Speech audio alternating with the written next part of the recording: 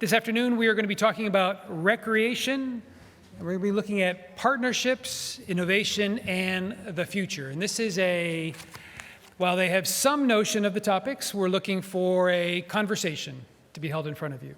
But let me just introduce to all of you our four panelists.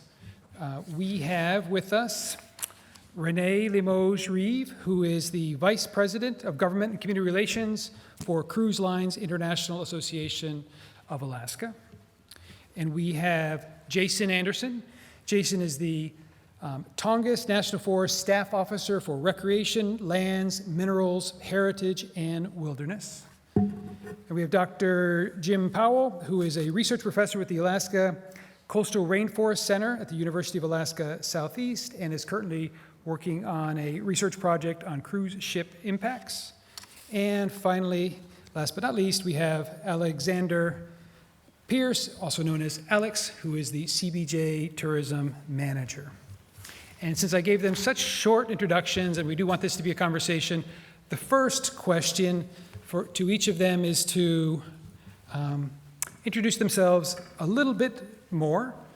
We just want to hear a little bit about some of your previous experience that's relevant to your current role, some of your responsibilities, and what motivates you most to be in this field of work. I guess I'm first. Hi, everyone. Jason Anderson. I also go by Jay. Let's see, a little bit of background. I grew up in the Central Valley of California, stomping around the foothills, where I fell in love with nature and landed my first job as a park ranger with the Corps of Engineers. Spent a lot of time whitewater rafting and working with people on public lands issues and a lot of recreation and visitor access. Got a bug for the Forest Service based on their very natural resource-focused mission and ended up in Jackson, Wyoming as a public affairs officer. Exceptionally good job, very good exposure to partnerships. There was that was the other part of the job. Learned the power of partnering in that place. Then learned I really had a bug for being a district ranger, and the Tongass was, foolish enough to let me be one for a while. So I spent 7 years in Prince of Wales as the Thorn Bay Ranger, transferred to Petersburg as the Petersburg District Ranger, did a short stint as the Deputy Forest Supervisor, and today I am your Rec Lands, Minerals, and Heritage Staff Officer with a few other hats to wear as well. Glad to be here. Oh, and I call Petersburg home with my wife and 5 kids. Thank you, Jason. Let's mix it up a little bit because I want this to be, I don't want any sort of linearity going on here. So, Alex? All right. I wasn't sure whether I was going to have to go first or last sitting on the end, and you threw me through a loop, Ryan. So recreation is something that I spend a lot of time thinking about, both personally and professionally. It's a huge part of my life and really who I am. I'm very into skiing, biking, trail running, being outside at any opportunity that I have, and my background is in recreation planning and destination planning for adventure tourism type activities. And I did most of that work in British Columbia. I worked for the Vancouver 2010 Olympics and worked in a consulting capacity doing recreation destination planning, and then was hired by CBJ initially to write a Parks and Recreation master plan. So I'm really excited about this Forest Service process and the opportunity to engage in it because I've got to say it would have been my dream project when I was consulting. Thanks, Alex. Renée? So my name is Renée Limoge Reeve. I was born and raised in a small town in Vermont and moved to Alaska about 20 years ago after a brief stint in Washington, D.C. And the majority of my career has been spent in state and the federal government or working for trade associations. So working for CLIA is, for me, a large part of my job, people assume, is to tell communities what industry wants. And I actually think my job is the opposite. I think my job is to talk to industry about what communities want. And partnerships for me are a huge part of that. I'm very fortunate in this job, to have met a number of people and worked with people in our local communities. And partnerships drive everything we do. And I think it's the only way that we're going to continue to be successful and to bring the positive experience of tourism to Alaska. So I'm really happy to be here today. Thank you. Thanks, Renée. Jim? Thanks. It's good to be here. Thanks for organizing all this. It's It's great to be here. My name's Jim Powell, and I'm an assistant research professor at UAS. And my life has been kind of in thirds. The first third was about 30 years in regulatory agencies, DEC, natural resources. I think I worked for 2 federal agencies, and so that was the first third. And then kind of moved into a second third where I served on the local assembly for 9 years here. I was deputy mayor for a while, so I'd like to think I know a little about local government and how it runs. And then this last part has been research. I've been in research for about 15 years now, just because I've been curious about things, I think, more than anything else. So as far as recreation, it's a lifestyle, being outside and recreating. Skiing, cross-country skiing, has been part of my life. And now I have this big dog that loves to get out in the wetlands. I don't know if I'm walking him or he's walking me. And so we're out there a lot, at least 2 hours, maybe 2 hours a day outside. So, and he gets me outside. We were out last night, in fact, and the night before, and it was just spectacular. So it's a lifestyle. I grew up in upstate New York and have relatives in Vermont, and that's interesting. We got to talk about that. But anyway, I'll end with, I have about 5 different research projects. One is looking at impacts of cruise ships in 5 different locations, 2 in Alaska and then Norway, Sweden, and Iceland. So that's been quite a ride because I've spent about 30 years here living cruise ships and being a resident. And so that's what I'm working on now. Thanks. Great. We're going to dive into partnerships, recreation, and the future. But first, I'm going to ask the hardest question of the night, and that is, why is recreation important? All right? We're humans. We've been having fun forever, right? But is it bigger? Is it a want? Is it a need? We see conflict around recreation. Share with us a little bit about why recreation is an important topic for us to be talking about. Who wants to take that? I'll start.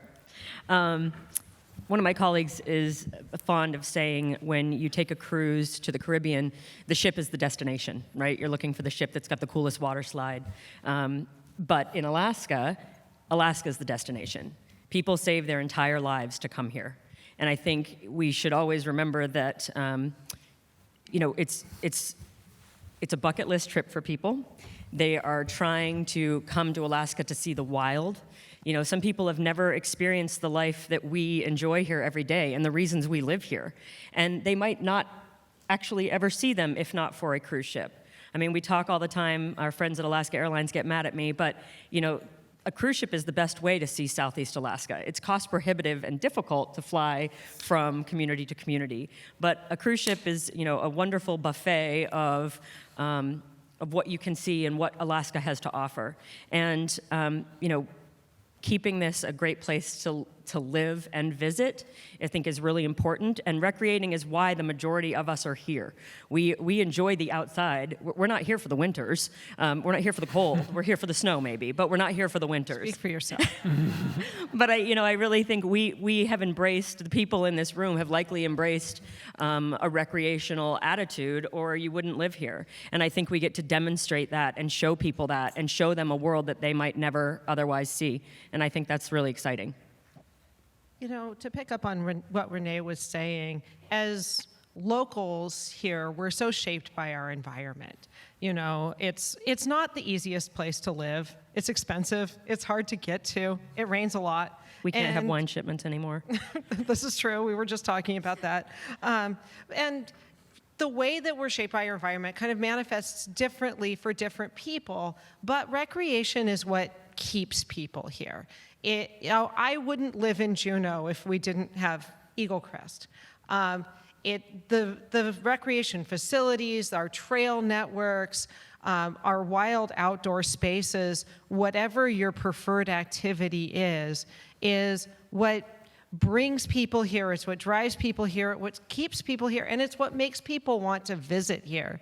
And it's so essential that we preserve that for our residents, first and foremost, but also for our visitors, because if the product of Alaska is diluted, I always say the community's hospitality is the industry's product. Renee's heard me say that a million times. But if our product is diluted by losing those wild spaces and access to those wild spaces, real maybe for locals and, maybe a little bit more perceived for visitors if you're viewing it from a bus window or a little walking path, it's essential that we preserve those spaces and that we're good stewards of them into the future. I'll add on to that. I think that as cities get more dense in the lower 48 and around the world, we need those places to recreate that are open. So I was in a session just a while ago, and there was a wellness or health aspect to being outside, feeling that you're outside. And we went through this exercise. It was wonderful. But I think it has something to do with health and also culture. That's why people come here, and I think they're going to come here more and more for those two reasons. We realize more about, that feeling you get walking through our forests. It's a way of feeling more healthy. We need it. It's not just we call it recreation, but I think it's more than recreation. It's a way of life, it's health, and then our culture. People come here to see something different. And the cultures that we have, the indigenous people that have cared for the land over the years, I think that's a part of it. Yeah, I think it's really well said. I mean, philosophically, play is what makes the rest of life's toils worthwhile, right? Getting out, either of it's inside play, but the ability to just stop, pause, have fun. But the ability to do it outside, right? Whether it's your backyard or even more so the wilds, right? I think that just feeds the soul. I think every human would benefit from play experiences that are unbound by security and safety. Go have an experience in which, your own personal skills and your own personal decisions have a little bit of a mortal consequence to them. And I think that's the kind of play that Alaska especially draws. It's absolutely why I'm here. I've spent my entire adult life running away from Urbania, and I found it, right? I live in a town of 3,000 people for a reason, and because I've never felt more remote and more insecure in a physical sense when I'm out playing and off the edge of the map. So we made the clear case that recreation is important and part of what this region is, the state is. So let's get a little more specific about the work that you all do, right?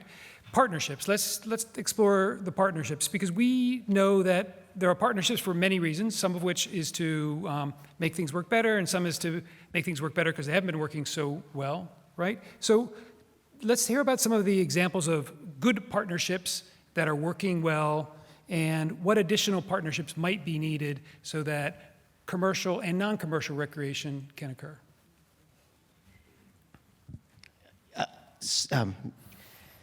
Maybe rephrase the question again, or give me the question again if I stumble. But in the end, the opportunity to partner in the delivery of what we do really comes down, in my experience, is, you're leveraging other ideas and other opportunities from outside your bubble, right? The ability to draw on the expertise or the passions or the creativity of another organization or another individual makes what you're doing that much more effective. It's a way to share. It's a way to grow, and in a way, somebody earlier today said, alone we can do so little, together we can do so much more. And partnering across all of my different experiences in federal service, partnerships have been at the core of them. We as federal land managers are not the smartest ones in the room. We have so much to learn from the users, from the businesses, from community leaders. And so partnering doesn't have to be formal, but just opening the door to new ideas, to new experiences, and being, curious about what others have to offer, that's a big chunk of partnerships. What are some examples of those partnerships, if we can go into that? Not maybe anyone. Alex is going to go into this in detail, I'm sure, you guys. But we have it's not unique, I think there's 4 others, and that's the Memorandum of Understanding agreement that the city has with the cruise ship industry, which is really cool.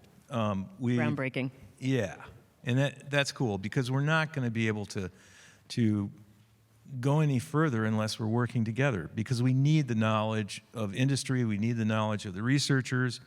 I think that's an excellent example, so I'll just stop that because I want you guys to talk about it. But we, as researchers, I will tell you that we just formed a partnership, a consortium, because when we went to Nome, I just talked about this in another session, but we found out there were at least 3 other projects that were very similar in Nome when we went up there to do our cruise ship studies, and they were asking similar questions. I was thinking, I better talk to them because I don't want to go into that office where I'm going to ask a question and 3 other guys are going to ask this similar question.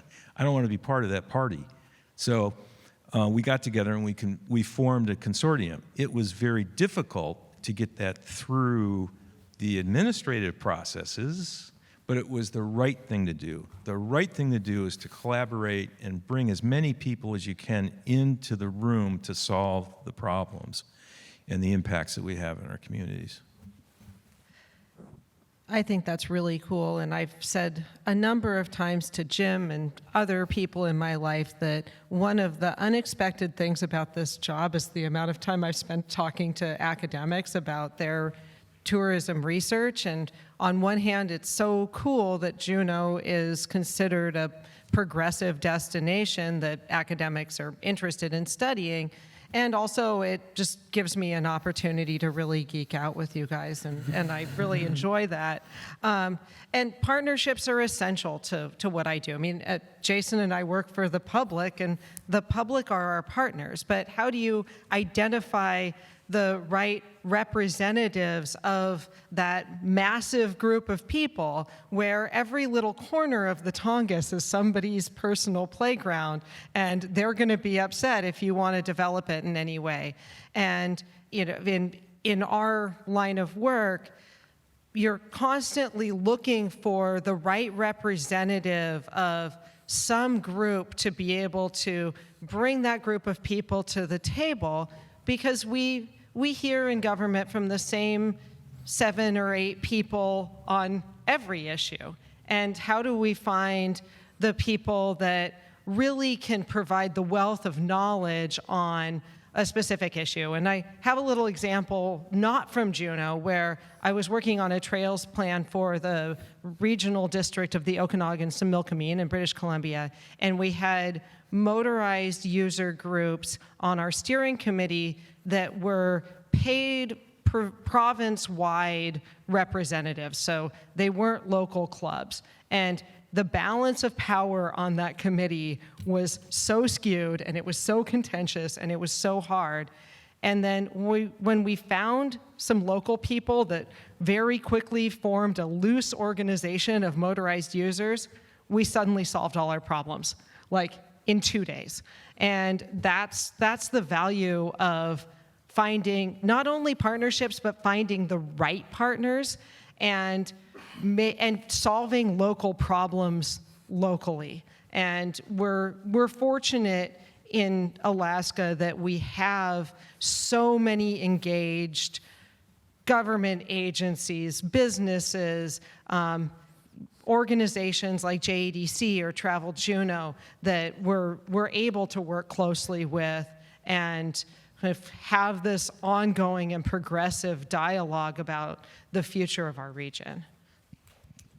I think for us, you know, CLIA member lines bring the people, but it's our partners that show those people Alaska. And it's the people in this room. It's the tourism business operators. It's the local governments and communities that welcome them when they come to Alaska. And I think that's huge. And I think for me, one of the biggest partnerships that we talk about a lot is TBMP. You know, is there a better example of industry and businesses and government and the community engaging together to try to solve problems? And you know, sometimes I think people in Juneau take the program for granted. You know, Kirby started it in the late 80s, and here we are today, and it's still going, and it's over 100 practices now, and the wilderness model started as a result of TBMP. I mean, that's a fantastic thing, and it's being replicated around the state and around the globe. People actually call CLIA and ask us to fix them up with Kirby so that they can talk to Kirby and Elizabeth about that program. it was innovative, it was forward thinking, and it addresses issues. And people need to have their voices heard. Community members deserve to have their voices heard. And I think giving the business owners the opportunity to respond and to create that dialogue, it's just fantastic. And I think it's a great story, and it's one we're really happy to see other communities try to duplicate that.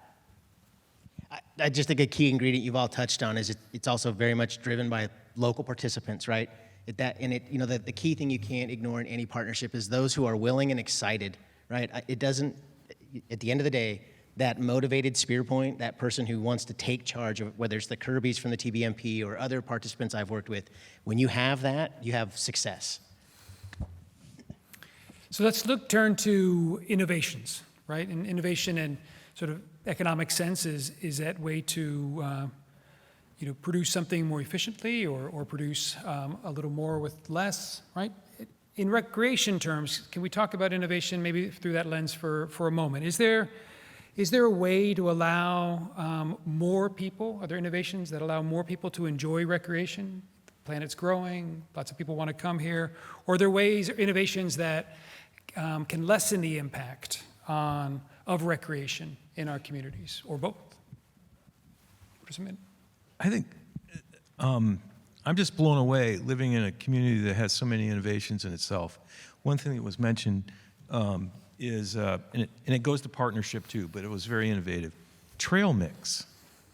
My God, we would call that an institutional fit in the academic world, but it's where agencies got together. We have a variety of, a maze of land ownership, and then each landowner has its own regs. So they said, this is too complicated. Let's have one nonprofit that we can start, and that is a magnet for money and funding, and they fix the trails.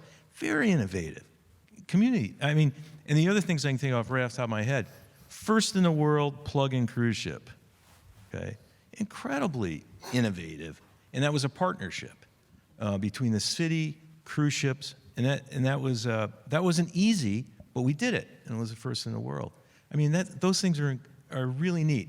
In Juneau, we beat ourselves up a lot, and it's good to beat yourself up a little, but my God, we've done so much, and we have so much more to do. But I think the question, and maybe we can do the question later this, but why is that? Why is Juneau and Southeast so innovative? Why do we think we have agency to be innovative? And now we need to be even more innovative because of the downturn in the oil and, where are we going to go? But that's the question I think as a research. Why are we innovative? It's because this is the 14th Innovation Summit. That's why. Thank you, Mayor. Softball. I think it's our isolation. I think that's part of why we've needed to be so innovative, because we're an isolated community. We're a very educated community. We're a community that passionately cares about the future of our community. And I think that's caused us to be incredibly introspective and a little hard on ourselves. And it's caused us to have to innovate. And I think one of the evolutions from a government perspective, and this isn't maybe the most exciting innovation, but we need to change the way that we do public process. I was just talking about scenario planning out in the scenario planning presentation out in the lobby, and how the opportunity to think about public process in a more collaborative way, where it's not just talking head at the front of the room taking comments, but we're actually asking our stakeholders to think through the future scenarios and how that might affect them. It's a really exciting next step in how we go conduct government business. Another area is adapting to new uses. We had a good example in Juneau this year with e-bikes on the Pioneer Road. When we wrote our trail commercial use regulations, e-bikes were not a thing, and we did not have a pioneer road. So we didn't know what to do with that. We didn't have a framework for it. And so moving forward, we want to be able to create frameworks that anticipate uses that may not exist yet, but we can look at kind of broad user types and figure out how to categorize things on trails, or in the case of the Pioneer Road, economic development corridors that may not exist yet, and allow agencies to evaluate future uses without having to go back and apply these very narrow criteria that only consider hiking groups, for example. I think that's something that we'll see more and more in the future as we see more uses on the landscape. I think we're an extremely, tourism in general is an extremely innovative thing. We have the Taku Lodge that has is solar-powered system. We have Alaska X, which is Robert Murphy's business in Skagway. He's powered by hydroelectricity, and he's working on, no waste. And as we're watching the cruise ships themselves become more and more efficient, the next step is our partners doing that. And we're watching it happen here. And I think, we're all aware and we're all looking for ways in our own personal lives to be more efficient, to do more with less. And I think that it's just a natural progression. And I think that our visitors are asking for that as well. And we know our visitors are asking for cultural immersion. And that's what makes Alaska such an amazing place to come as well. People want culturally immersive experiences. They want to feel like they're an Alaskan when they're here. They want to go tour indigenous places. They want to talk with people about growing up here. And again, where better? I mean, we have such great stories to tell, and I think finding ways to do that and finding more opportunities for people to have that experience and to be immersed in this place that we call home is fantastic. Well, and we're on the Green Corridor Steering Committee, Very which is innovative. working to decarbonize cruising by 2050. It's completely leading edge to the point where there's one consulting group in the world that actually does this type of work and can help us. And we're also at the city hopefully funding, I see some assembly members in the room, a revolving loan program to help tour operators convert to cleaner energy, whether they're buses or boats or whatever the new technology that may be cost prohibitive.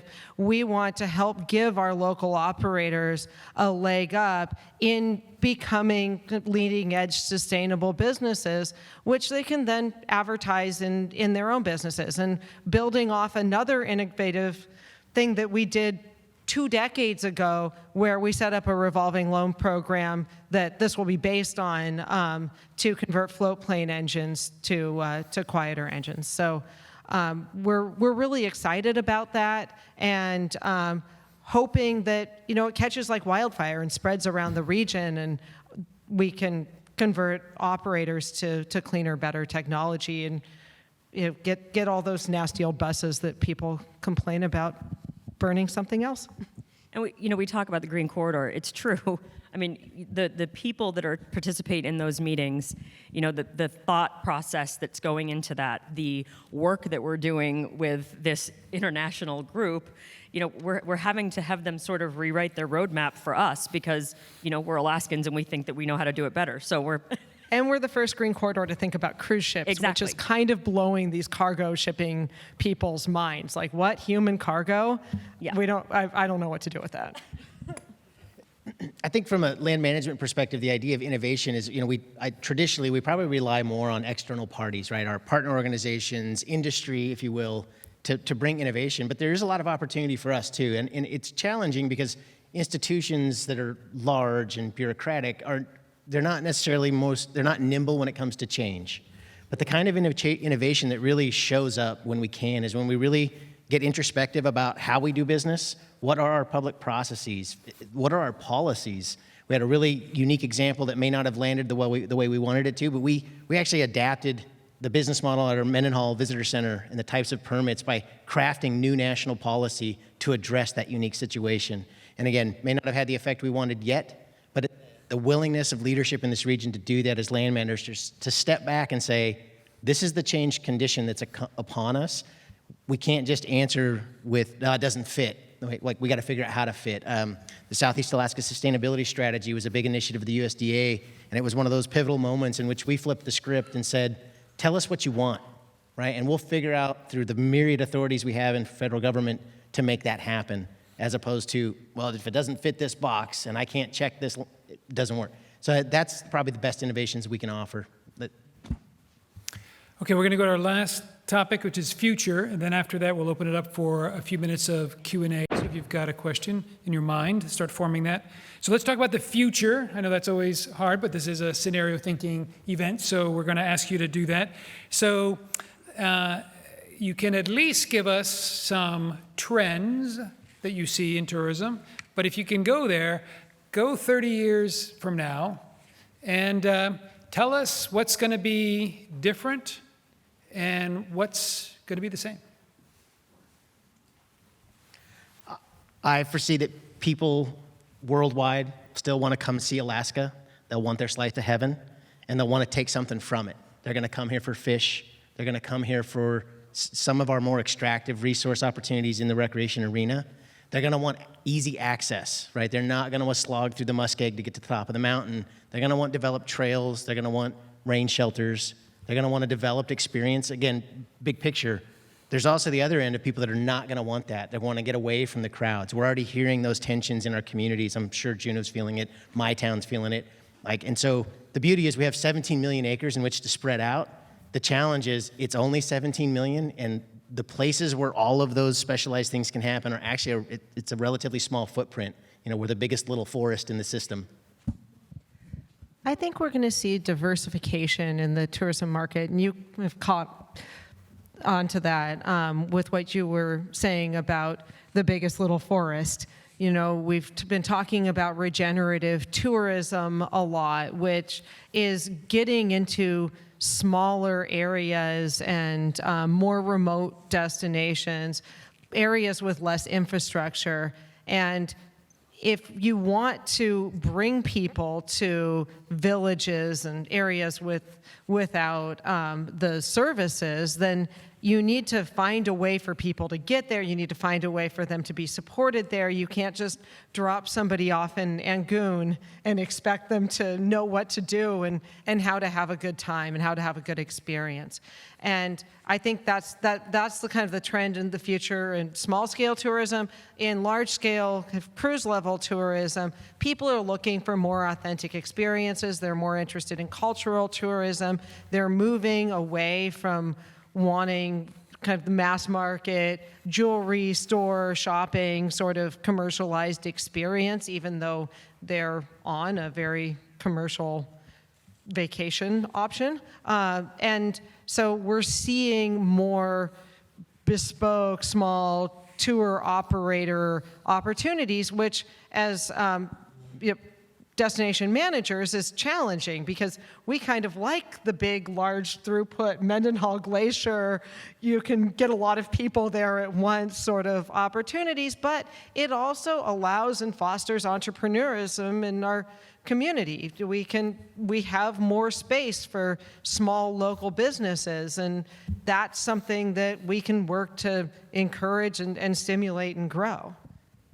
I think more opportunities are better for disbursement of passengers.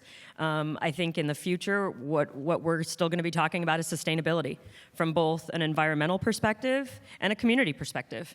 And that requires the people sitting up here to have the hard conversations. Right. And I think, again, to Jim's point, our MOAs with Juneau, it's Alex and I have spent a lot of time complaining to each other that those were kind of a blip on the radar, and nobody really seemed to understand how how groundbreaking those are.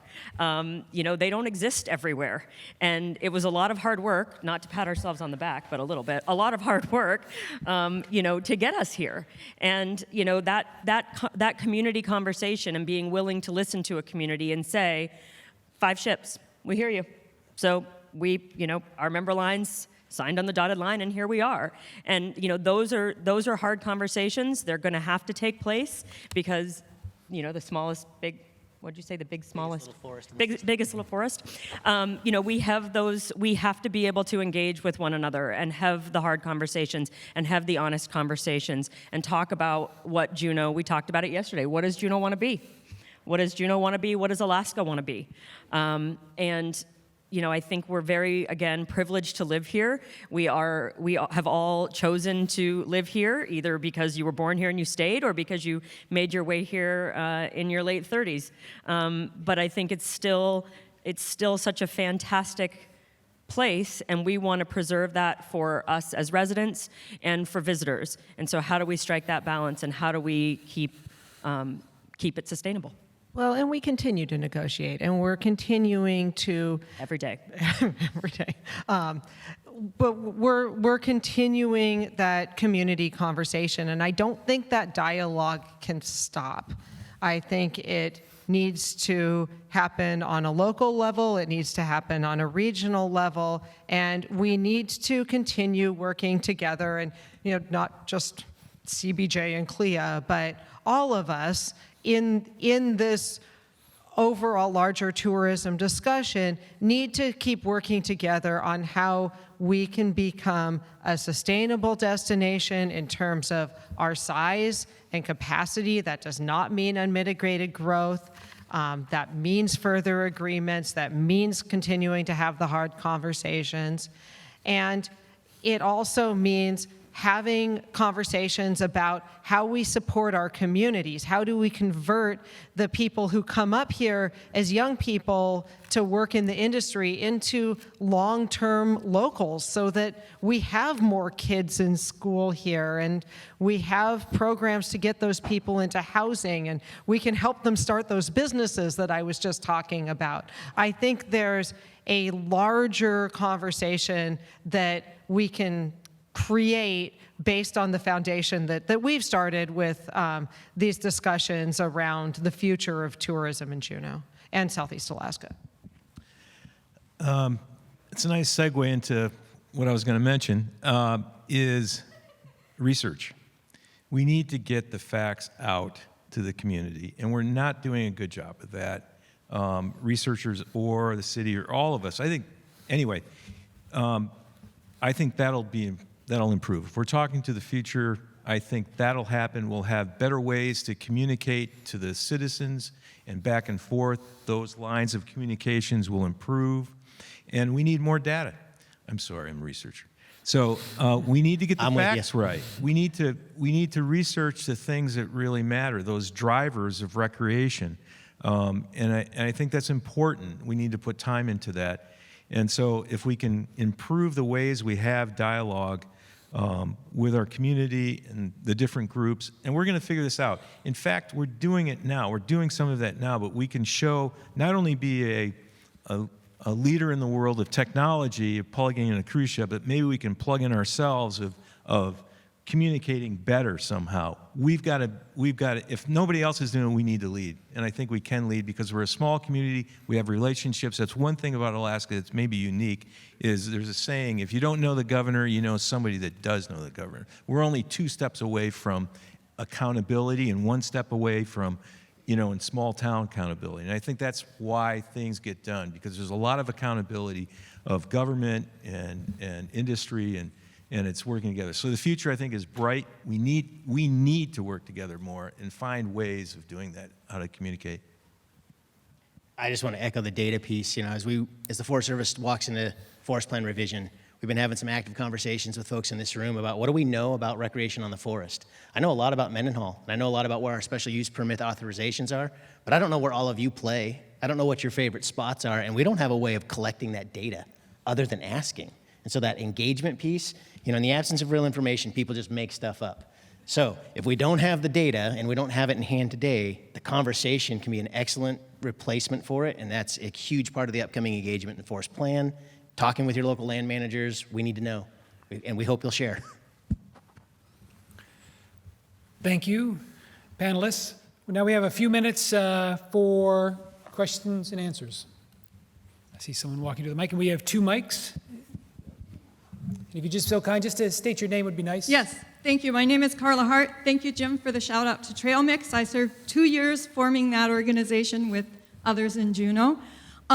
My question is, recreation seems to be being used a lot synonymously with tourism in this panel, and places like Bozeman, Montana, where they've developed a really vibrant, robust community that moved their young people because it had amazing outdoor recreation opportunities and they could bring their other jobs. And what I've observed amongst some of the people I know is that we are so impacted in Juneau that we can't have the experiences that we used to have without leaving. And so we're missing out potentially on some opportunities to make a more diverse, resilient community with people with many different occupations because of our overwhelming dependence on tourism-based recreation or commercial recreation. So I guess I'd just like a response on that from any of you.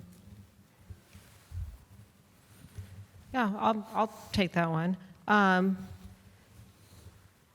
You know, I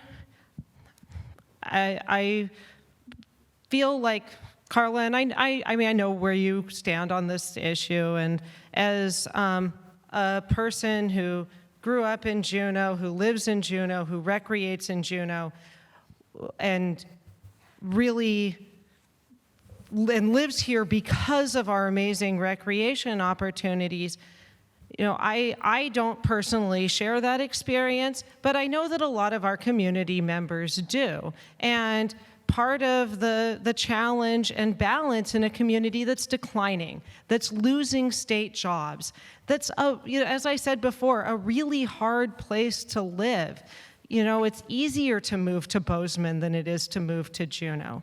And you know, Bozeman's a college town. They have a lot of opportunity that, you know, we maybe don't. And so as our population declines, as we lose industries like forestry and we lose industries like fishing, you know, we have to look at how we diversify our economy. And our influx of young people right now is coming from tourism. You know, we also have a housing crisis. We have a challenge with people, these digital nomad types, being able to afford homes in Juneau if they are to move here. You know, having reliable internet in Juneau, which in the summer is a very real tourism impact that we have. That we have so many things kind of stacked against us as a community. And, you know, to some people, it's over-tourism, it's running people out of town, it's inundating, it's overwhelming. To other people, it's an economic bright spot. And I think both of those things are true. And I think we need to continue to support a sustainable tourism industry while also working to diversify our economy and preserving the recreation opportunities that bring people here and keep people here. You know, as a backcountry skier, there are so many more people in the backcountry than there used to be, and I can't go to the places that I used to go and get fresh tracks and have the experience that I used to be able to have there. And that's not a tourism impact. That's just an explosion in the sport. And I think that that's true in a lot of recreation opportunities. You know, recreation is growing. There are more people in the world. There are more people attracted to our spaces.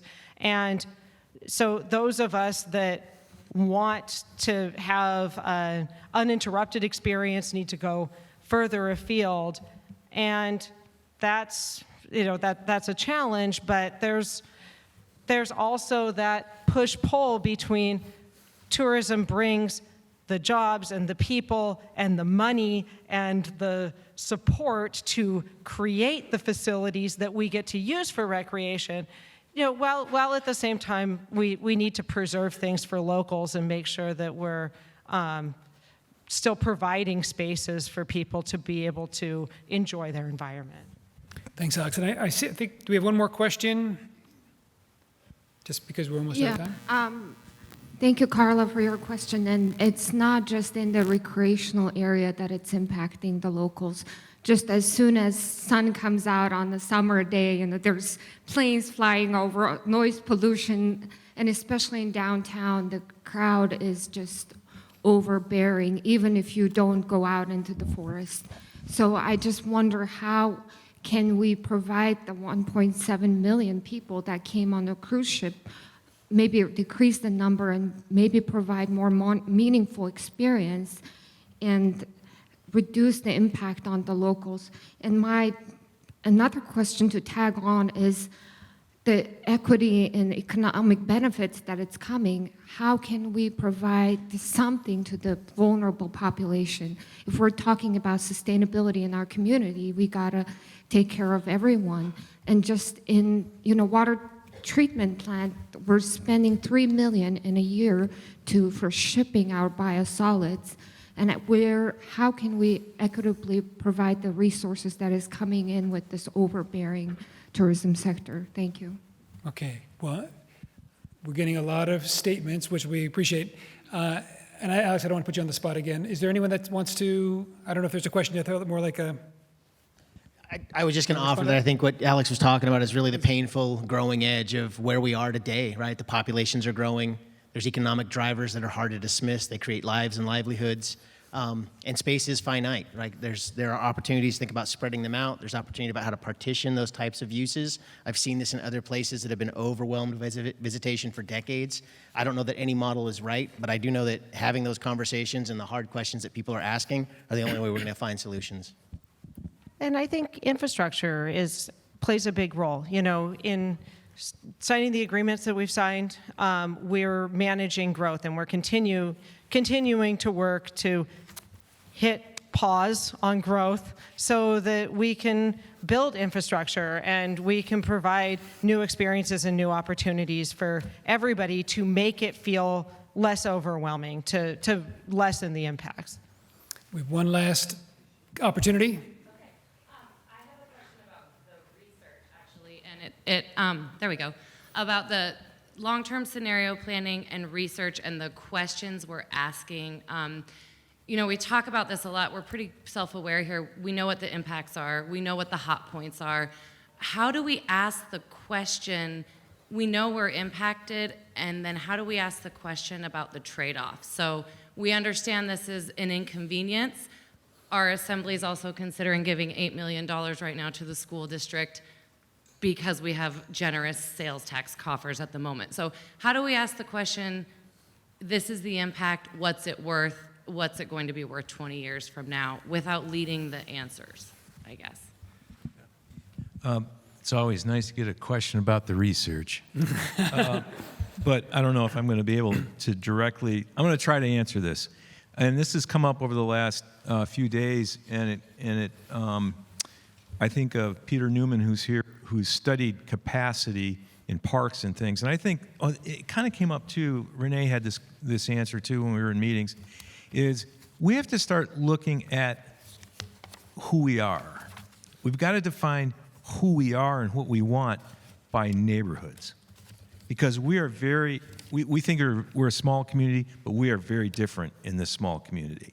I mean, my impact from cruise ships is very minimal where I live, okay? I hear a few more planes, but I think it's when we've got to look at more granularly. We've got to look at the different areas and say, what are the qualities in those neighborhoods, and what do we want to sustain and improve, okay? And then you can start talking about how those impacts might impact those neighborhoods. Because now we're saying, oh, it impacts me. I mean, some people have a real clear idea if they're in one particular place, and we need to know what that is. But I think this idea of 5 cruise ships is more symbolic than anything else, saying we're at a level that we've got to slow down, we've got to take a look at it. But we've got to start looking, we've got to start giving industry the answer and doing our homework of saying, who are we? What do we want? What do we stand for? Why do we live here? Why do I live in, North Douglas? And then define what that is, that quality, and then you can start looking at it. We're looking at it a different way, but that's just the way it's evolved. Anyway, I don't know if that's helped, but I think that's what we need to do as far as research. We can define what the research is, the air pollution, the water pollution, those kind of things. Those are pretty specific, but I think we need to go to the neighborhoods because that's what we're here for. We live here for quality of life and where we live in our neighborhood. Thank you, Jim. And when we designed this panel, we anticipated a discussion about these tensions, and it's about, we know that partnerships and innovations are what's needed if we're going to deal with what the concerns are today and, of course, those for the future. And thanks for the shout out to Peter Newman. You'll all want to be here tomorrow morning at 8:30 because Peter Newman will be speaking, and we brought him here specifically because his expertise and his research is around capacity, that question. I think it's an important question for us all to explore. So let's give a big round of applause for our panelists. Thank you very much.